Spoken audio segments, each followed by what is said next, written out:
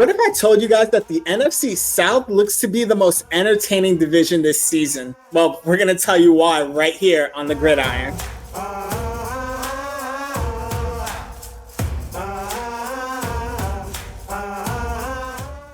Welcome to another episode of the Gridiron, brought to you by House Call Sports. I'm Justin, along with Chris, and we are looking at the NFC South, the division that's usually one of the laughingstocks of the league, but maybe one of the most go-to to watch this season. But before we get into that, we got to give a big shout out to our sponsors over at Vivid Seats, the most trustworthy and easy to navigate ticketing website.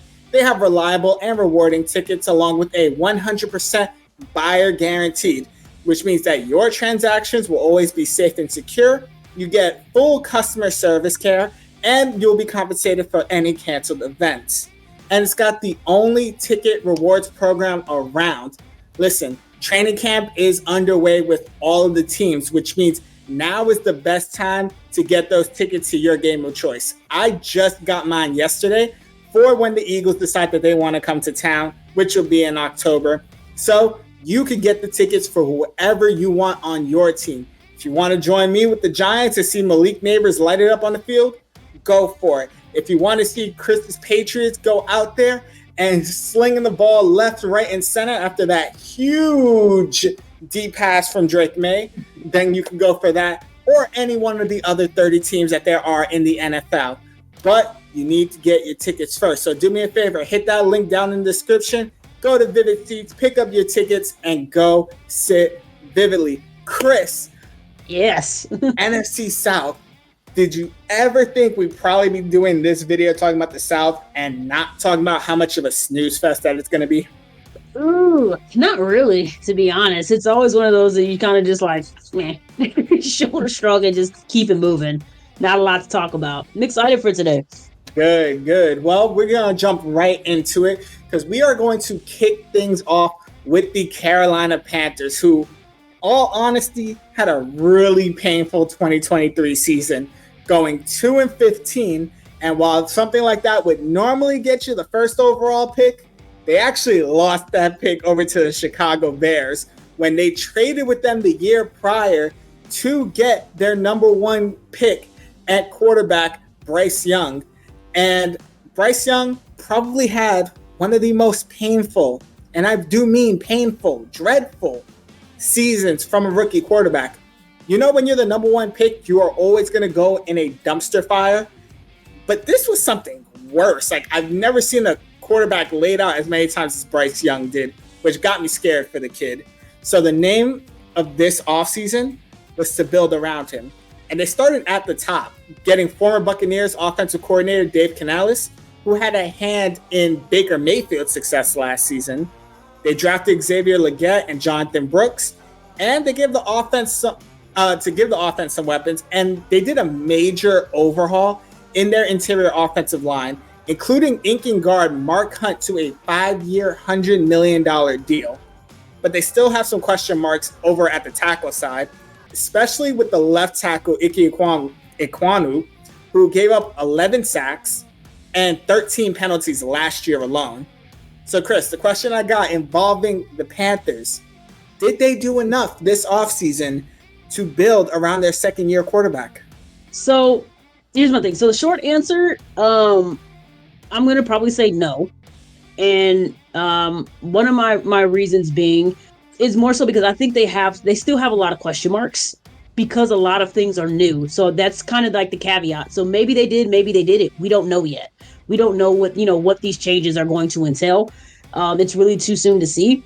I think one of the biggest changes that, quite honestly, I don't think is getting a lot of notoriety is the offensive coordinator, how young he is and how, excuse my language, but inexperienced he is when it comes to running an offense.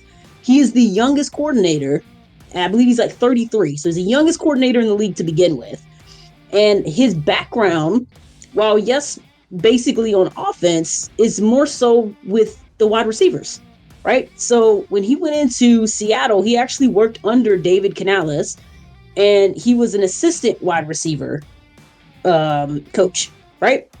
And then he went over to Tampa Bay, which you just said. We just got their offensive coordinator now as their head coach. So he brings him with him, but he was also a wide receiver coach. So I think my concern would be, and why I say I don't know if you can say you really built around him, because that's where that offense is going to start. It's going to start with your offensive coordinator.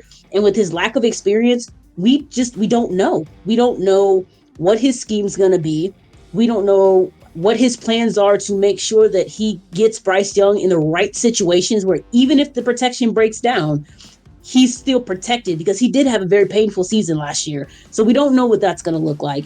And the biggest thing is we don't know how Bryce Young and this new coordinator are going to relate and work together. We just don't know if he's going to be comfortable in his scheme, because technically Bryce Young isn't his pick. So you really don't know how that's going to work, how he's going to be able to work around Bryce Young, how he's going to be able to use his new wide receivers. I'm excited to see Xavier Legette. Not going to lie about that. I think that was a great pickup. He was a big wide receiver for me that I liked going into the draft. Big body, so he at least has a big target. Because, I mean, he had Adam Thielen last year, but Adam Thielen's a little bit of a veteran. I won't say a little bit. He's a veteran, right? He's not as quick as he used to be, not as agile as he used to be. So you need, especially with a young quarterback whose confidence is probably a little shaken, coming into his second year. First year didn't go so well.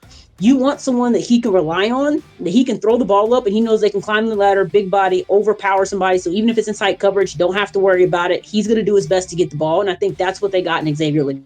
But Mike, I still have questions about the offensive line, to be honest. They said they addressed the guard position, but what about his blind side? That's important. And I don't really think they thoroughly addressed that. I don't think the line is completely fixed at the moment. So we don't know what that line's going to look like. So, and then again, like last year, their offense in both their passing offense and total offense, they're the last in the league. They scored 23 touchdowns last year. Only 13 of those, by the way, were via passing. So 23 touchdowns. And for some of these big time quarterbacks, that's them. That's how many they throw in half the season. You're talking about for their bye week, they have 23 touchdowns. And you're saying this is what they scored the entire season. So did they do enough around him to help him this year? Maybe the year after? I don't know yet, because we don't know what these new pickups and these signings are going to do for them. We kind of have to wait and see, how it turns out. So the short answer is I don't think so. The long answer is we'll have to wait and see. I completely agree with you there. I completely agree on your points to it. I would say, based on the fact it's a first-year head coach and you only have but a limited amount of resources and time to try to rebuild a team, in a way, I think he did do enough this year, and that the Panthers did do enough this year to try to plug in as many holes. When you're willing to give a right guard $100 million, you're doing that for a reason. When you're going out there and using your first 2 picks on the draft to solve your need for a number 1 wide receiver, which I don't say Legette is right now, but I think he has the capability to grow into that role. And Jonathan Brooks, which, come on, the NFC South knows a little bit about a Texas running back, because they got one down in Atlanta that was killing it. So I think they did enough to where it's like, okay, we can mold the offense this year to try to get it out of Bryce Young's hands as quickly as possible. And I think that's the way that they need to do it. If I was the offensive coordinator, I think I'd probably adopt more of a West Coast offense this season, because it's all about get it in and out under 3 seconds.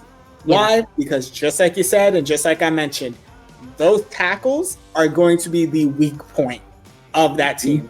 And I believe my Giants have a game against Carolina, because I believe the NFC East and the NFC South play each other this year. They sure do. And I got 2 pass rushers that will probably be marking that down. And one of them is a former Panther in Brian Burns. It's even worse. So I think that is the name of the game. I do believe that there are still some things to be solved on the defense, which is real need, especially now with pass rush help. But since we're focusing on the offense, I really do think that they need to address the tackle position. For Ike Ekwonu, this is a make or break season for you. It's year number 3. This is where, at the point, whether a player is going to be a success in the NFL or it's time to go another way.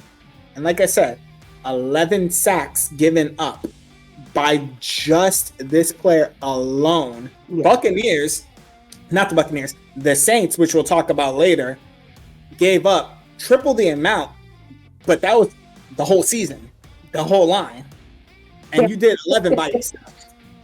So I do think that the Carolina Panthers do have a long way to go, but I think they are going to be at a good point this season. I think their over-under is only 5.5 wins. So coming from a 2-win season, if you can hit that, I think we can say that they are going at least in the right direction.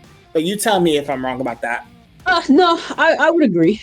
I think, again, I kind of just go back. I'm so big on the coordinators because I feel like they have such a huge impact. I understand the relationship hire. It's kind of how I feel like, you're a new head coach. You bring the guy you're familiar with, probably was, that was under you in Tampa, under you in Seattle, somebody you're familiar with. I get it. But for a second-year quarterback who had a terrible season last season, whose, again, confidence is probably shaken, I just don't know if that's... I mean, if it does, fantastic. But starting out, I just don't know if that was the right move to take. For me personally, and not just because I'm a Patriots fan, but I do like the way the Patriots went about it, is you get an experienced coordinator. Maybe he didn't run all the plays in Cleveland. I know that's going to be a pinpoint for people, but he was there. He was in on making the plays. He was in on kind of making the scheme. He was in on the important factors. So having a guy whose experience is basically molded around working with wide receivers, and now you're taking him into something he's not familiar with, and you're asking him to basically produce a solid offense and create his own scheme and put his own finger on things, and he's never done it before.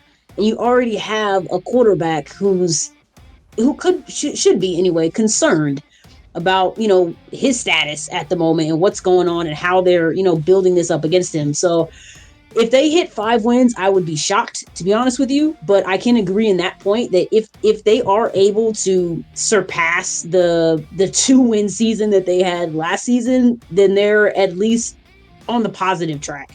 Probably not by much, to be honest. I don't foresee them having much more wins than that. But if they get past that, good for them. If they can double it, I said if they can get to 4, they're at least on their way. It might take a little while, but they're on their way. But I don't know. I mean, we'll see. Like I said, if it ends up being a great hire, great for them.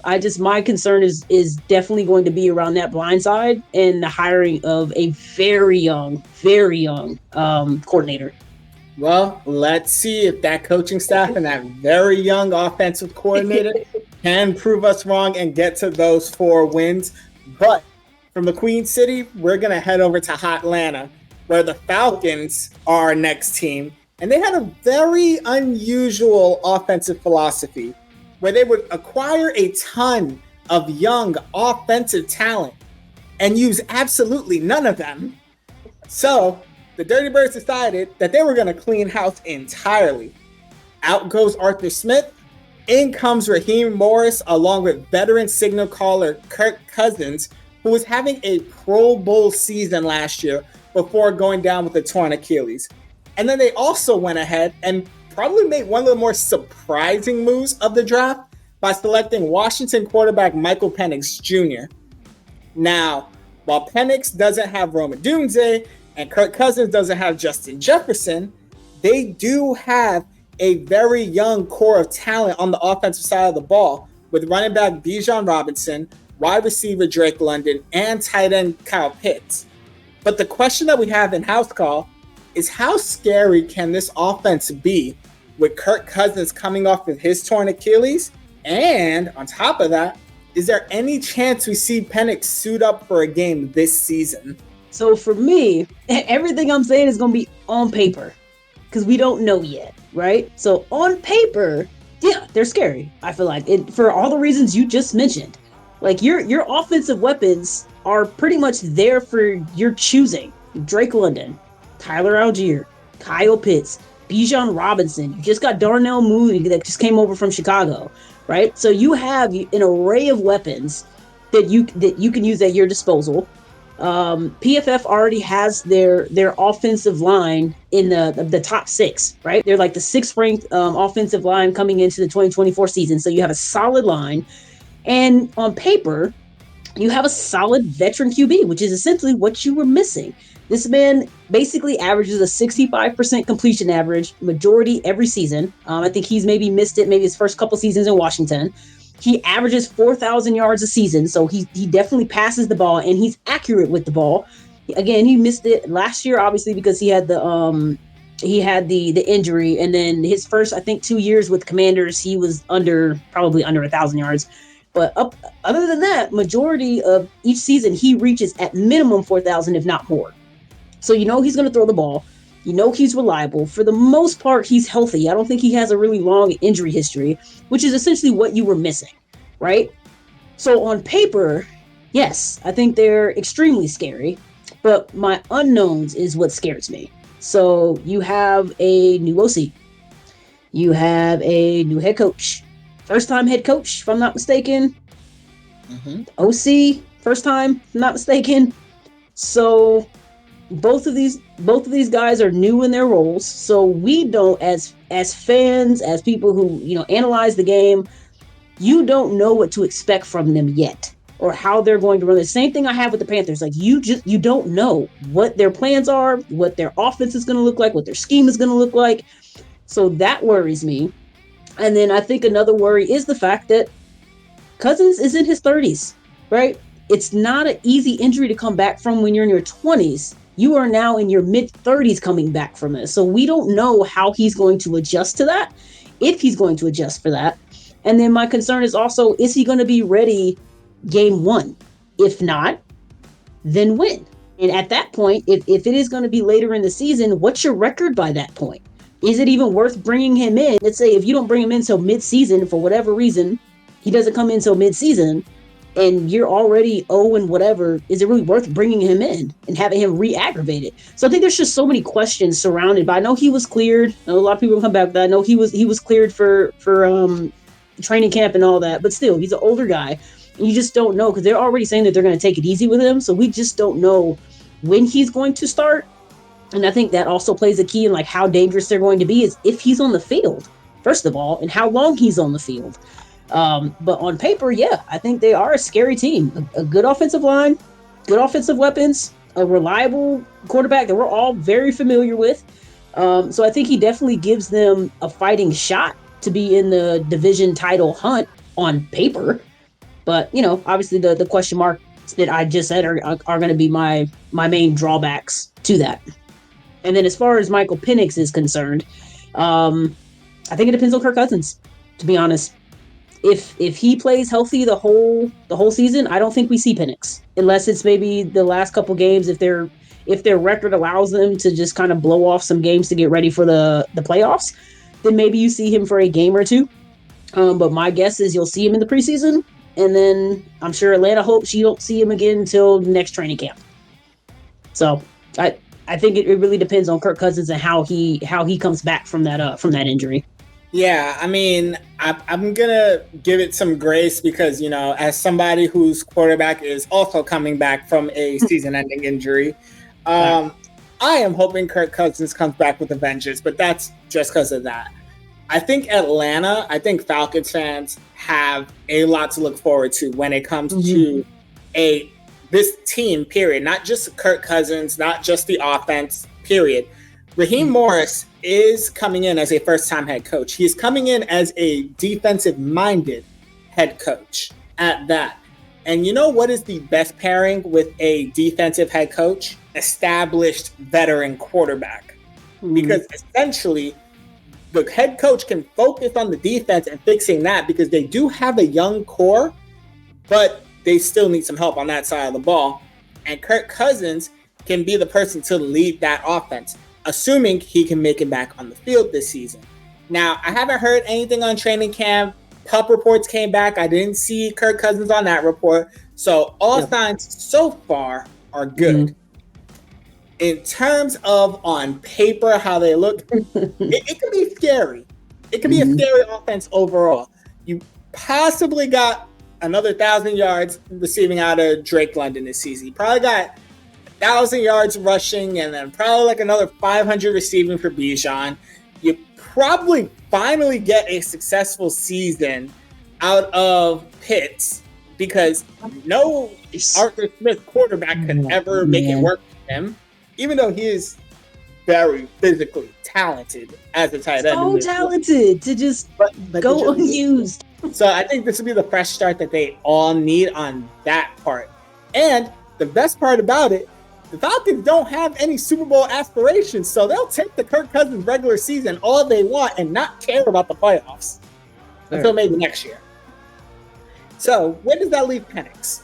Honestly, I think best case scenario, and we've talked about this after the draft, best case scenario with Penix is that we don't see him until year 3. And the reason I'm specifying year 3 is because while Kirk Cousins is on a 4-year deal, only 2 of those years are guaranteed.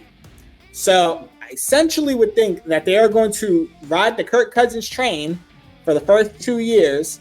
Penix gets to sit back, learn the NFL, learn the offense, heal, because he did come with a history of injuries during his college year. Yep. And at the same time, it gives Atlanta the chance to kind of fortify that right tackle spot because you're going to go from a right-handed quarterback to a left-handed quarterback, which means the blind side is now flipped. So you got to invest into that as well. So I think best case scenario, Atlanta rides the Kirk Cousins train. They get that success. They get the development from all of their young talent. And then Penix comes in year 3 and lights up the world and turns into that year's version of what Jordan Love did. Ooh. I mean, it's a long shot, but it's worked. Hey, it could happen. If it's worked for the Packers for dang near the last 20 plus years, I think Atlanta can copy the same formula and have it work. Yeah, now, absolutely. Do you think Penix is going to be happy with that kind of thing? Because he's a gamer. He came from Washington. He was competing for national titles. Do you think he'll be okay sitting for a season or 2? I don't think he has a choice. I mean, if anything, I feel like the Jordan Love reference is like spot on. Because me personally, I love that route, and I think so many teams have gotten away from it. And that's why we see so many transactions with these young quarterbacks getting switched to different teams, and they're barely out of their 4-year contract, like their rookie contract, because of that. Because there's so many teams now, you take them, you throw them in. I mean, think about Josh Allen, right? People tend to forget his first 3 years were tumultuous with the Bills until they got Stephon Diggs. And then you come in, I think it was either year 3 or year 4 when they got him. Then you start seeing his change. He's developing. You need that. You need the time to get to understand, and you just threw him in there. Whereas if you had a solid veteran quarterback, let him learn for a year or 2, let him come in like Jordan Love in his 3rd or 4th year, and then he's good. He's a little more mature. He has a better understanding of the game plan. Like it works out better to allow them time to sit back and watch. It's a whole new ball game when they come into the NFL. And it sucks that some of them are just kind of thrown to the wolves, Bryce Young. And it's just like, hey, you got to deal with it. We don't have any choice. So I think, if anything, Michael Penix is going to benefit especially from sitting behind Kirk Cousins. If nobody else, like that's a team guy. That is a player's dude. So if nothing else, he is going to teach you the ropes as much as he possibly can. He doesn't seem like he's like a arrogant type of guy that's just like, I figured it out on your own, Aaron Rodgers. So I feel like this is the best spot he could have ended up on. And like you said, it gives him time to heal, right? Just saying. I think it's absolutely. But yeah, so I think it's a good spot for him. Now, competitive wise, he probably doesn't care for it. But I think my only concern, and we'll see how much it becomes a concern if he does wait 3 years, is I know he's a little bit older. So like, how old are you when you start playing? And then what is your body looking like at that age? Like, are you still able to absorb hits? Because it will have been 2 or 3 years since you've really taken a legit hit. So how does your body absorb that? How does your body recover now at that point? We all know as you get older, recovery process gets a little bit longer and a little bit longer. I stepped on a nail 3 weeks ago, and I'm still having issues at this point. So I think that's the biggest thing with me for Penix, but I think it definitely benefits him to sit behind Kirk Cousins and just relax. get to know the game. So I kind of knew that was going to come up with Penix's age because I was getting ready to respond to that even before you brought it up. So if you're like Chris and one of your concerns is Penix's age, let's remember something. Michael Penix right now is 24 years old. So if he does wait 2 years, he's probably going to start at like 26 going on 27. Now, if he was a running back, a wide receiver, a tight end, then there will be concerns for that because of the age, the longevity of those positions. Quarterbacks are playing into their mid-30s right now.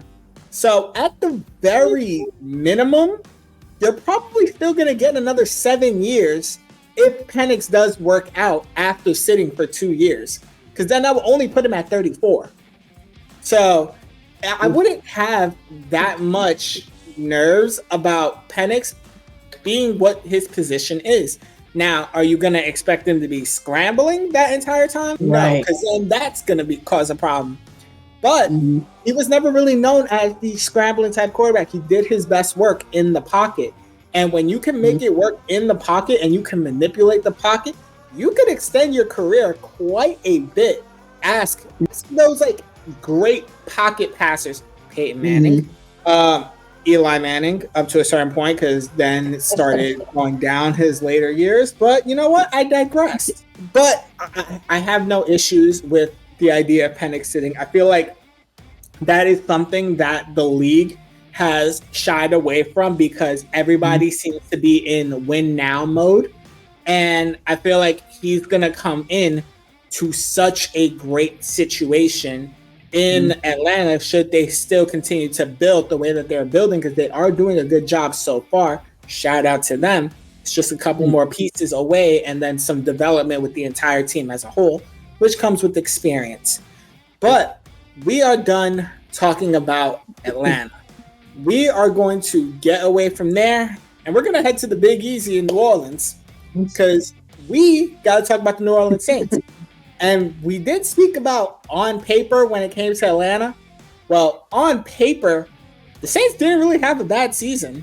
I mean, they gave up 35 sacks on offense, which is the 8th fewest in the league. Their defense was 8th in the league in points per game, and they were 4th in third down defense. And they did manage a 9-8 record. They just didn't lose the division because they lost the tiebreaker with the next team we're going to talk about, which is the Bucs. And with all of that, there are still some concerns, of course. While the Saints' pass defense was phenomenal, their rush defense was trash. Their production from Derek Carr was not what they expected. It wasn't bad. They just expected more, and their run game was pretty much invisible. And now, because they did have such lofty expectations last year and they didn't meet those goals, that all tends to fall on the head coach. So the question that I'm about to ask is, how hot of a seat does Dennis Allen have right now to really succeed this season with the Saints? So for me, I got him probably like a medium heat, right? They signed him as a 4-year, $32 million contract. He's going into his third year. He's 16-18 in his first 2 seasons, which, I mean, that's almost, I would say it's almost mid-level, right? It's almost like a 500 record, but 2 wins off. Like you said, they ended 9-8 last season. The only caveat I would say to last season is that it was due to like a late season surge. So that's where my focus would be, is which Saints are we getting, right? Can we chop that up as it was Derek Carr's first season there? He was, getting his chemistry with the team and whatnot. Alvin Kamara was coming off of a long suspension. Jamal Williams didn't have the best season after, he was 1 season removed from the big season he had in Detroit. Like, does he bounce back? So I think that's kind of where my concern is going to be. Are we going to get the consistency that they showed towards the end of last season? Or are they going to start this season the same way they started last season? I think that's where that hot seat comes in, because I do feel like if they start off this season the same way they started off last season, I think he's gone by the end of the year. because I think already there is a question of, does he have that locker room? I think a lot of that stems from that Falcons game, that Jameis Winston just completely ignored his instructions. And I get it from a player's perspective. Like, he wanted his guy to get at least one, right? He's 1 year removed from a great season with Detroit. He wanted to get him one. I get that. But completely to disregard your head coach. And then he did come back and say, oh, like, there's not a split in the locker room, which of course he's going to say that. So I think the biggest thing is there a split in the locker room? Is everybody kind of coming together? And I think that's where it's going to matter. If they come in, they're playing well, they're taking his instructions, they're playing as a team, I think he's fine. Even if they don't have a great record, even if they end again with a 9-8 record or a 10-7 record, I think they're fine. I think the question is going to be, how do they start the season is going to be my biggest question, because last year it started horrendously.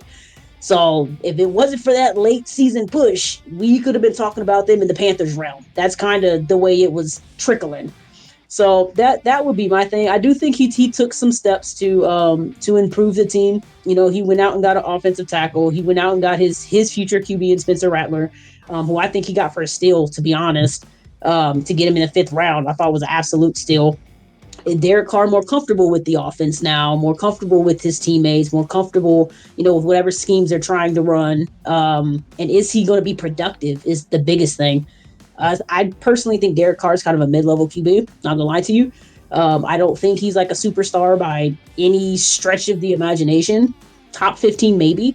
So if he can at least be decent and have his, like I said, their running game show up, and have their defense kind of mimic that, I think they're fine. But to just kind of reiterate, I do think it all is going to depend how the first half of that season goes. Because if they start off how they started off last year, I don't think we see him again, because I feel like that's now showing a trend where they start off super slow, and then we all know with the NFL it is so hard to catch up.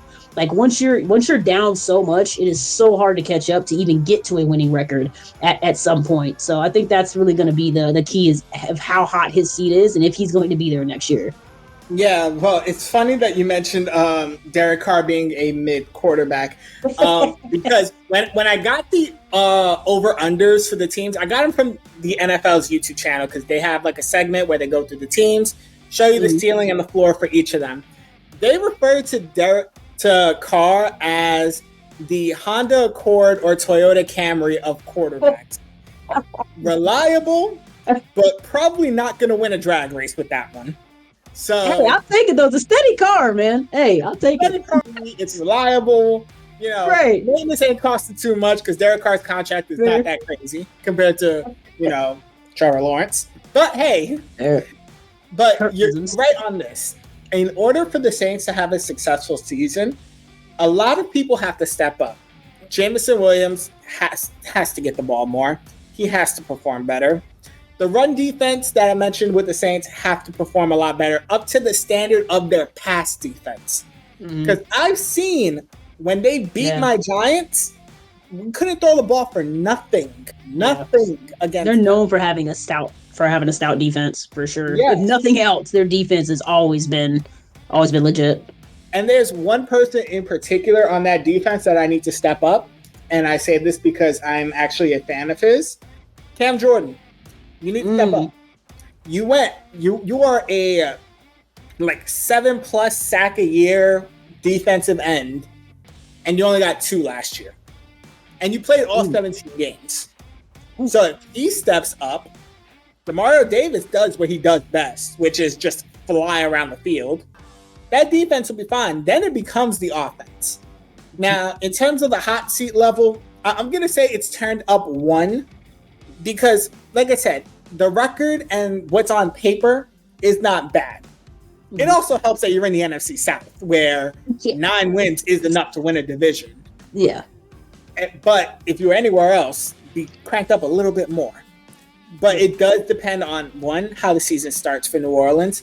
And you know what? I kind of want to pull the Saints' schedule, and I kind of want to... I already got it up.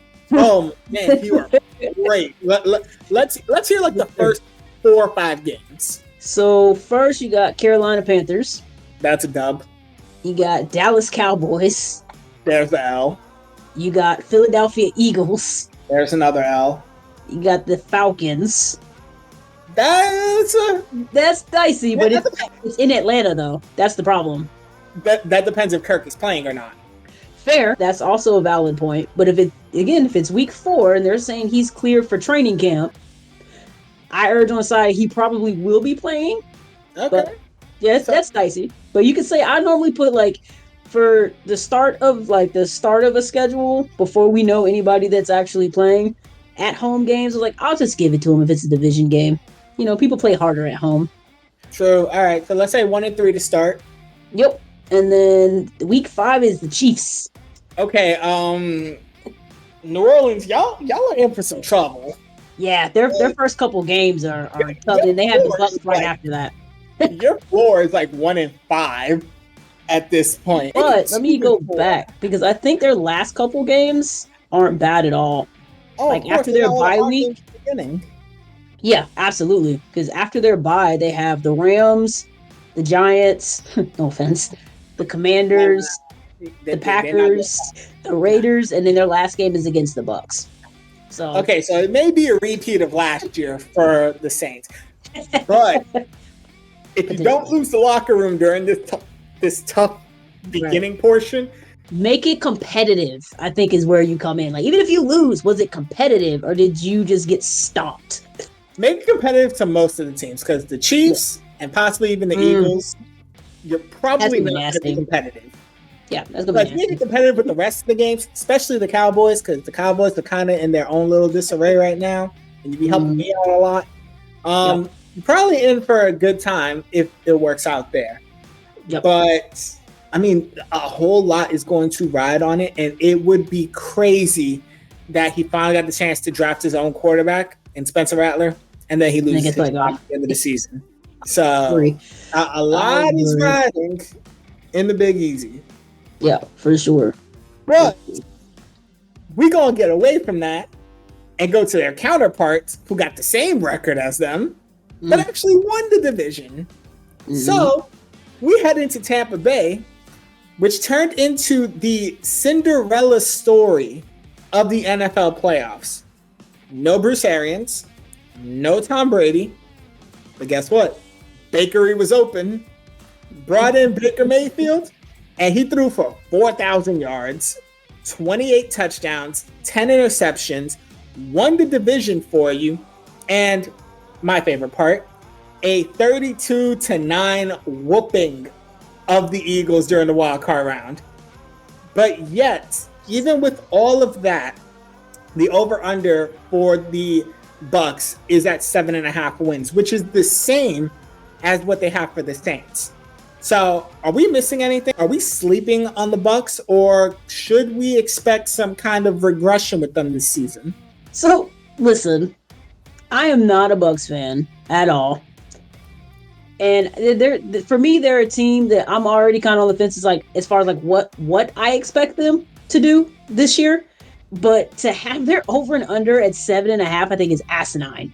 Especially when you go through their schedule, right? Because they kept Mike Evans. They still have Godwin. Baker's going to be Baker. If anything, he's going to keep you competitive, right? I do think there is a question on the defense because they did lose some key defensive players this year. So I think there is a question on the defense, which, fair enough. But if you go and just purely based off schedule, right?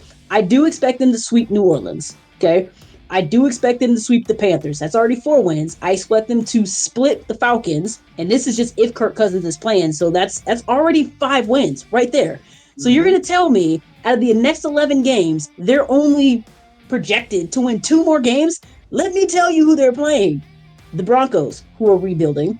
The Raiders, who are basically rebuilding. The Giants, who were unsure what's going on with your quarterback situation. The Commanders, who are also rebuilding, and the Chargers, who are also rebuilding. Their toughest teams, which is only 5, is the Lions, the Ravens, the Niners, the Cowboys, and the Eagles. I could probably say they'll probably lose all 5 of those games, to be quite honest.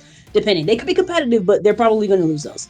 But I just gave you another 5 teams that already put you at 10 wins that you're probably going to win against. So to tell me, out of the 11 games that would be remaining, even if they split with the Falcons, that they're only going to win 2 of those is asinine. completely insane. I don't know what they're smoking or where they got that from, but that is ridiculous. When they didn't have a lot of turnover, I don't believe, on the offensive side of the ball. And I think their defense will be fine. Is there a question mark? Yes. And maybe that's where it comes from, because we don't really know what their defense is going to look like or how consistent it's going to be as it has been. And maybe that's where the question is. And we'll have to see. I think they are hoping that, they just drafted the rookie. And I think they are hoping that between Chris Braswell and Yaya Diaby, I don't know how to say his name, that they're hoping that's going to give them some solidness there. And they did pick up, I think, Randy Gregory, right? But I don't know how much of I think he's going to be a rotational player. I don't know how much of a starting role he's going to play. So I think they put in some pieces, right? So they're not just completely barren on defense. And they still have Antonio Winfield, who I think is solid for them. He's an absolute stud. So with that, I don't think their defense is going to fall off so much that they're just going to completely lose their place in the division by any means. So to say that they're only going to win 7.5 games, I think is insane. And I do think, based on that they probably are being extremely underrated given their schedule. I'm not saying they're a beast of a team altogether, but their schedule is definitely working in their favor at this point where that team is at. I completely agree with you. I think that the 7.5 win thing was ridiculous. And then I thought about one thing. Mm-hmm. And this is the one thing that's going to determine whether or not that comes true. Baker Mayfield, as good as I think he is as a quarterback in this league, and as disrespected I think that a lot of teams have been toward him. Granted, because of the way he acts sometimes, even from college in Oklahoma, kind of deserved it at times. But he's a good quarterback. He's a leader of a team.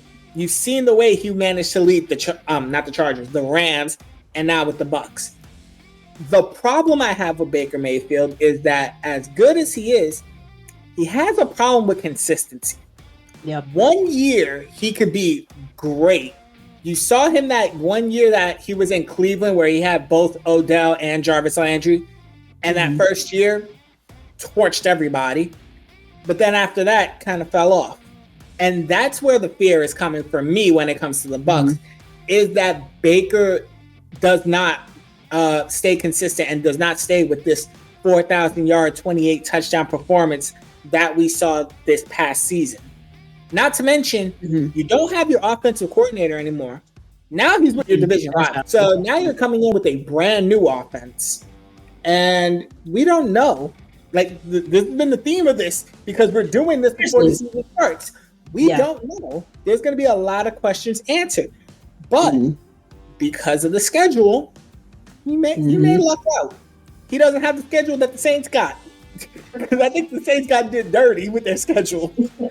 So I do think they could have a great season again. I think they could be a 9-10 win team again, which in the NFC South is enough for you to win the division. But it starts and ends with how Baker Mayfield performs. And that is that. Before we end this, we like to do a little ratings. We like to pretty much project how these standings are going to be. And we are going to start from last place in the division and end at the eventual division champions. So, even though this is probably going to be the most obvious answer, Chris, who is our number 4 team in the division? Panthers. Easy. Surprise! Surprise. Right. I got them at 4-13, just as a fun added note. So you do have them doubling up and getting those 4. I do. A lot of questions are being answered. Brand new coach, brand new offense, brand new offensive line, 3 of the 5. Question marks at left tackle. Good wide receiver. Probably my second favorite wide receiver to hear from during press conferences, aside from Keon Coleman with the Bills, just because of the accent that Xavier Legette has and how everybody's just like, what did you say? I love it. Coming from the South, I love that. He's got that real South Carolina style accent. Yes. Love and it. it's just like, what? But that's just coming from a New Yorker. But his performance, if he could replicate what he did in South Carolina and bring it to the Panthers, Panthers got their number one receiver. And that's that. But there's a lot of question marks. If you get the 4 wins, we at least know that the Panthers are going to be in a good position moving forward. So now that we got that part out of the way, let's get to the interesting parts of this division ranking. Chris, who is your number 3 team in the division? So this is going to solely be based on my expectation that Kirk Cousins finishes the season. Like he plays the entire season. I have the Saints at 6-11. All right. So this is just purely about whether or not Kirk Cousins finishes. Essentially, because I think that's going to matter as far as where they end up in the division. It's going to depend on his playing, to be honest. That's all they've been missing is the quarterback. So I do think it is solely dependent on his OC and if he's on the field. So based on paper-wise, I'm going to go with the Falcons are going to overtake the Saints. I'm going to go with the Saints at number 3. Okay. Well, for my third, I'm assuming that Kirk Cousins is not going to play all 17 games. And I got the Falcons finishing 3rd in the division. And this is why. Torn Achilles is not something to be played with. I know my dad tore his Achilles a couple years ago, and that did not seem well when it happened. And my dad was in his 40s. Now we're talking about a mid-30s going to late 30s. You got while you have a young nucleus in your offense, there are still question marks both offensively and defensively. And if you don't have that veteran quarterback to make it work, your defensive-minded head coach is not going to be able to develop and throw out your rookie second-string quarterback who has to learn the offense. Oh, yeah.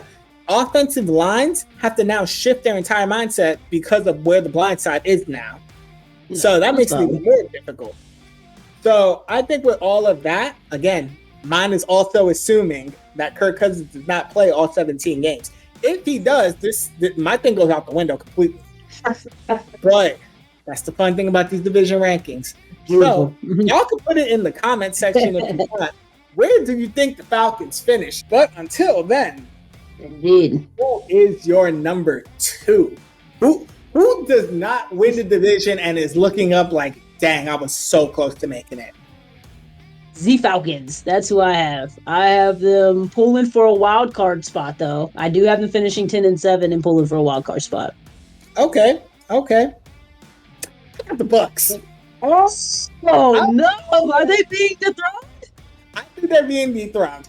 I think that just like with my NFC East, the NFC South is not a division that is made for repeat champions.